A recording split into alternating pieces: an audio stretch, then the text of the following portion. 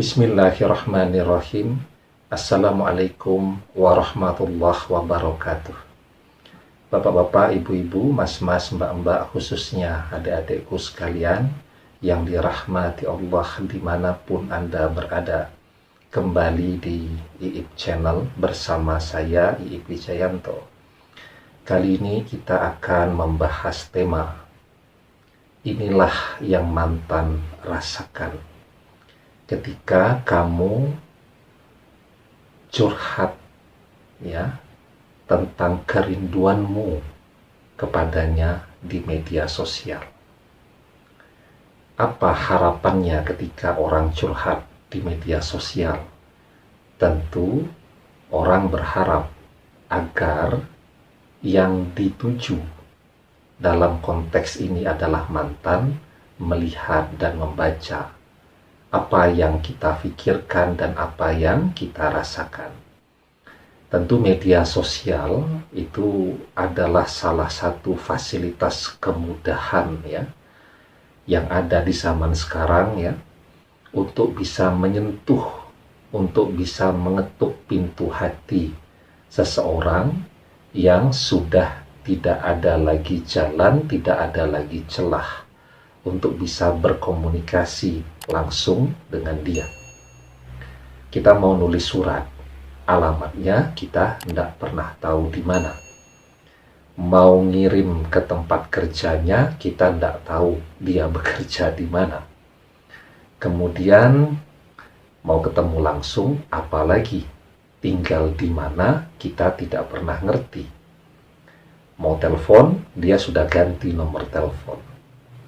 Maka satu-satunya jalan hanya dengan memposting kerinduan yang kita rasakan di media sosial dengan harapan yang bersangkutan melihat dan membaca dan kemudian tersentuh ya. Misal mau komunikasi ya dengan dia melalui akun WhatsApp-nya. Kalau nomornya dia ganti, kita juga tidak bisa komunikasi. Kalaupun kita bisa tanya ke sana kemari dan berhasil mendapatkan nomor WhatsApp-nya, belum tentu juga dia mau berkomunikasi lebih jauh. Begitu tahu kita yang mengajak komunikasi, langsung semuanya diblokir kembali. Nah, maka memang harapannya tinggal itu kan. Walaupun mungkin ya 1-2 minggu apa yang kita posting itu belum tentu dia lihat. Tetapi harapannya, namanya pernah bersama kan, tentu yang bersangkutan juga sedikit banyak tetap punya keingintahuan tentang apa yang terjadi di dalam kehidupan kita. Nah, kalau kemudian kita curhat ya, jadi teknik yang demikian ini adalah teknik yang paling populer ya, dilakukan oleh begitu banyak orang untuk bisa menyentuh hati dan perasaan dari orang yang dia cintai dan sekarang sudah pergi mengkhianati atau meninggalkannya. Jadi namanya ini teknik mellow ya, teknik bersedih. Ada orang yang kemudian memposting kalau dia sedang sakit ya, bahkan mungkin tidak sakit, dipostingnya tetap sakit juga, akhirnya jadi sakit betulan karena berdoanya nggak baik untuk dirinya sendiri ya. Jadi kita tuh nggak boleh tuh sebenarnya posting-posting cerita sedang sakit ini sakit itu, nggak taunya jadi doa diaminkan oleh malaikat malah sakit betulan. Pokoknya kalau ngomong, kalau bicara, kalau posting yang baik-baik ya, agar menjadi doa yang baik juga untuk kita. Tetapi bahwa teknik memposting sedang sakit dan seterusnya itu juga adalah teknik yang populer ya. Harapannya apa? Oh, lagi sakit nih. Kemudian mantannya akan tersentuh dan datang untuk melihat ya, atau menggunakan teknik mengingatkan yang bersangkutan kepada kenangan-kenangan terindah yang pernah dirasakan. Misal Anda pernah menulis puisi untuk dia pada saat PDKT dulu. Nah, puisinya itu Anda posting di akun media sosial Anda dengan harapan suatu ketika yang bersangkutan melihat atau mengintip akun media sosial Anda dan kemudian hatinya tersentuh. Yang pintar main musik, ya, mungkin dulu pernah buatin lagu untuk dia, atau punya lagu-lagu yang punya kesan mendalam, kenangan bersama dengan dia, diposting, ya, dengan harapan memori ingatannya akan melayang kembali ke masa-masa bersama, dan kemudian hatinya tersentuh untuk paling tidak say hello, tanya kabar, dan seterusnya. Nah, pertanyaannya, adakah orang yang berhasil ya menyentuh hati mantannya ya dengan menggunakan teknik-teknik yang demikian? Apa kemudian dengan bercerita sedang sakit yang bersangkutan kemudian akan tersentuh hatinya? Ya, saya punya teman ya, jadi dia memang sedang sakit betulan, ya, rame itu, lagi runyam rumah tangganya. Dia cerita kepada istrinya bahwa dia sedang sakit betulan, badannya panas, demam, kan begitu. Apa kemudian respons dari istrinya? Ya, masa bodoh saja, ya, tidak peduli dan tetap jalan dengan planning dia ya untuk misal mengusir suaminya dan seterusnya tadi. Ya, padahal itu sedang sakit betulan. Apalagi kalau tidak sakit tetapi bilang sedang sakit, ya. Nah, adakah kemudian orang yang berhasil? Jawabannya mungkin saja ada.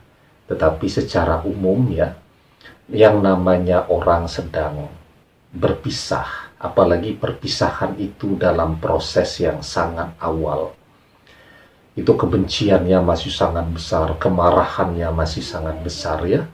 Saya pikir jarang orang yang kemudian akan berbelas kasih kepada orang yang sedang dia benci, ya. Nah, maka apa yang dia rasakan ketika melihat kita memposting, ya, membagi kerinduan kita kepada dia melalui media sosial? Dia justru malah akan ketawa, tidak kemudian malah tersentuh. Apalagi kalau di sisinya itu sudah ada orang ketiga, ya. Jadi pada satu sisi kita sedang sedih banget, kangen banget, rindu banget kepada dia. Pada sisi yang lain dia sedang happy-happynya, ditambah lagi juga dia sedang benci-bencinya kepada kita karena kita masih berusaha untuk masuk ke dalam kehidupan dia. Maka dengan curhatnya kita di media sosial tadi, itu justru akan menjadi olok-olokan dia, bahan tertawaan bagi dia, dan seterusnya tadi. Jadi manusia itu dalam keadaan yang demikian, sesedih apapun hatinya, dia harus tetap menunjukkan ketegarannya. Masalah kemudian kalau sedang sendiri ya, dia merasakan penderitaan, kesedihan, dan seterusnya, tidak apa-apa. Yang penting apa yang dilihat orang, ya, bahwa kita tetap tegar, kita tetap bersemangat menjalani hidup, ya, kita tetap optimis, dan seterusnya tadi, ya. Karena apa? Kita perlu untuk menghargai diri kita sendiri. Karena kalau bukan diri kita sendiri, maka siapa yang akan menghargai diri kita? Maka jangan pernah membiarkan kita untuk ditertawakan oleh mantan. Apalagi media sosial bisa dilihat oleh orang di seluruh dunia.